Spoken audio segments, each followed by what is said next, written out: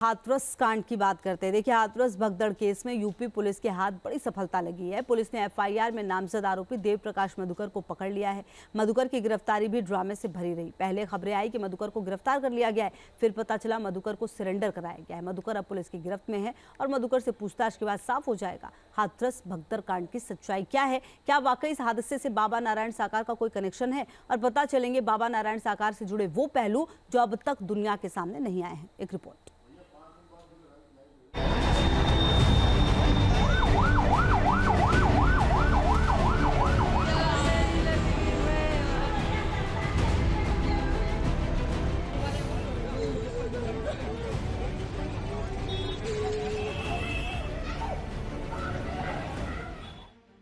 एक हादसा और कई जिंदगी तबाह।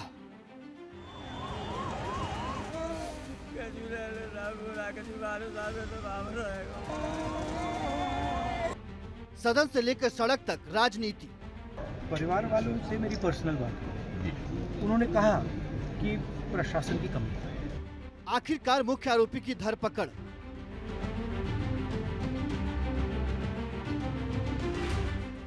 दो जुलाई को हाथरस में बाबा नारायण सरकार के सत्संग में भगदड़ हुई थी।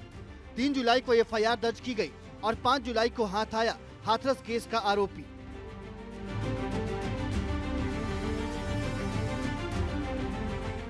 मधुकर की गिरफ्तारी की खबर आते ही बाबा नारायण सरकार के वकील एपी सिंह भी मीडिया के सामने आए और बताया कि किस तरह मधुकर पुलिस की गिरफ्त तक पहुंचा।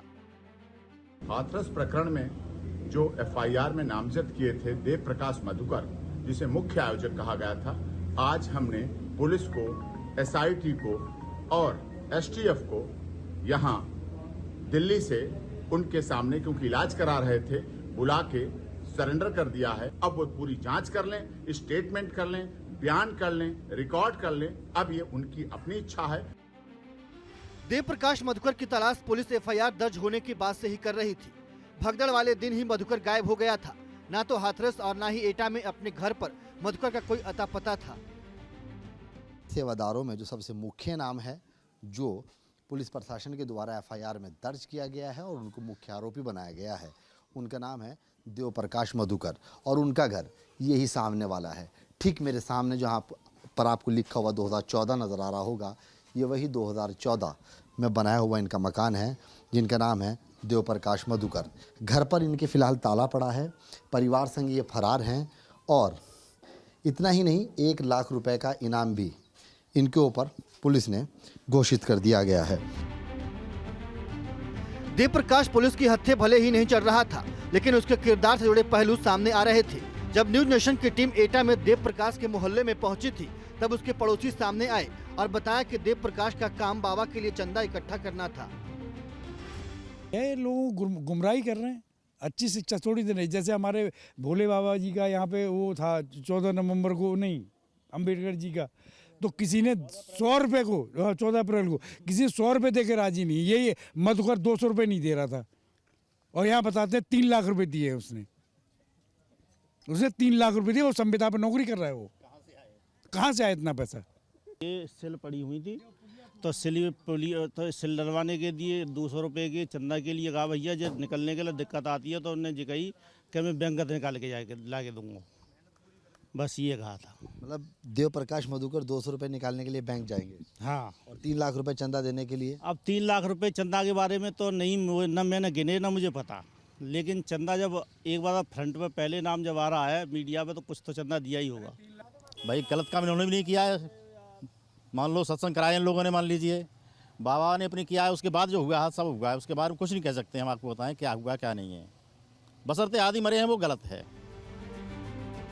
देव प्रकाश मधुकर के पड़ोसियों के मुताबिक वो बाबा नारायण सरकार का करीबी था और ये बात हादसे के बाद सामने आई फोन कॉल डिटेल से भी साबित हो गई, जिससे पता चला कि हादसे के ठीक बाद बाबा ने फोन पर 3 लोगों से बात की थी। बाबा ने 3 लोगों को फोन किया। पहली कॉल महेश चंद्र को गई, जिससे तकरीबन 3 मिनट बात हुई। दूसरी कॉल किसी संजू यादव को गई, जिससे 40 सेकंड महज बात हुई और तीसरी कॉल रंजना नाम की महिला से हुई, जिससे बाबा ने 11 मिनट 33 सेकंड तक बात की। रंजना के बारे में यह बताया गया कि रंजना देव प्रकाश मधुकर की पत्नी है और इस दौरान बातचीत में यह भी सामने आया है कि मधुकर ने भी बाबा से बातचीत की है। 4:35 के बाद बाबा का मोबाइल फोन ऑफ हो गया और उसके बाद से ही बाबा की लोकेशन लापता हो गई और बाबा भी लापता हो गए।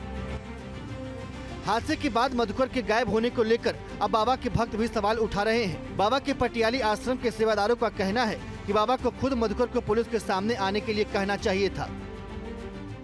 बाबा को यही कहना चाहिए मधुकर जी से कि तुम वहाँ पहुँचो, देखो जाके कि घटना कैसे हुई है, क्या बात है, उसमें सामने आना चाहिए बाबा को, छिपना नहीं चाहिए।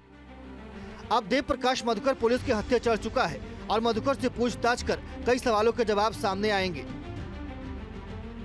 मधुकर ही बता पाएगा कि 80,000 की अनुमति मिलने के बाद सत्संग में 1.25 लाख लोग कैसे पहुंचे।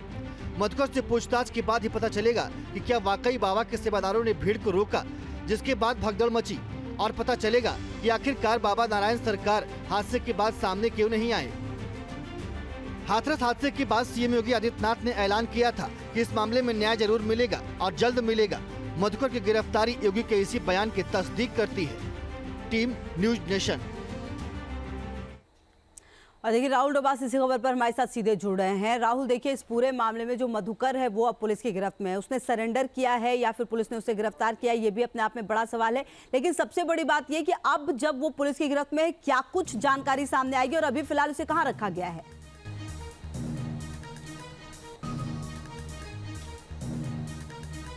देखिए फिलहाल यूपी पुलिस ने अपने हिरासत में ले लिया है। इसके बाद कोर्ट में पेश किया जाएगा जैसे आमतौर पे होता है। उसके बाद पुलिस कम से कम 14 दिनों की न्यायिक हिरासत से पहले पुलिस रिमांड मांग सकते हैं, जो आमतौर पर प्रक्रिया अपनाई जाती है। मधुकर की बात करें, मधुकर एफआईआर में नामजद पहले आरोपी है। मधुकर को लेकर के 1 लाख रुपए का इनाम घोषित किया गया था। हम मधुकर के आवास में भी गए थे, जो हाथरस के घटना स्थल से महज 1 किलोमीटर दूरी पर है। और जो आसपास के लोग हैं, पड़ोसी, उन्होंने बताया कि ये इंजीनियर के तौर पर काम करते थे और ये लगभग 4 बजे के आसपास अपने परिवार के साथ प्रसाद लेकर पहुंचे थे, अपने घर पर थे, लेकिन 8 बजे के बाद गायब हो गए थे। हालांकि जो सिंह है, अगर एडवोकेट सिंह की बात करें, उनका कहना है कि हमने कोई एंटीसिपेटरी बेल नहीं लगाई थी, लिहाजा जो ये गिरफ्तारी है ये दरअसल समर्पण है। कम से कम ये पक्ष रखा जा रहा है। लेकिन मधुकर के ऊपर कई तरह के आरोप हैं। उनके ऊपर आरोप है कि सबूत कैसे मिटाए गए, वो हमने खुद भी अपनी ग्राउंड रिपोर्ट में भी दिखाया था। कैसे बहुत सारे चप्पल जूतों को, जो भगदड़ में शिकार हुए लोग, उनके चप्पल जूतों को बोरी में भर करके किसी खेत में छुपाने की कोशिश की गई थी। फॉरेंसिक टीम जब कैनाइन यूनिट यानी डॉग यूनिट के साथ पहुंचती है, तब कुत्तों की सहायता से उसे सूंघ करके निकाला गया। तो ऐसे बहुत सारे सवाल है और ये भी संभावना है, जिस तरीके से प्रशासन और शासन की तरफ से कहा जा रहा है कि मधुकर को जब पूछताछ की जाएगी तो हो सकता है आरोपियों की संख्या बढ़ सकती है। बिल्कुल, आरोपियों की संख्या बढ़ सकती है, पूछताछ भी हो रही है। राहुल, लगातार रहेगी नजर। फिलहाल बहुत शुक्रिया आपका इन तमाम जानकारियों के लिए।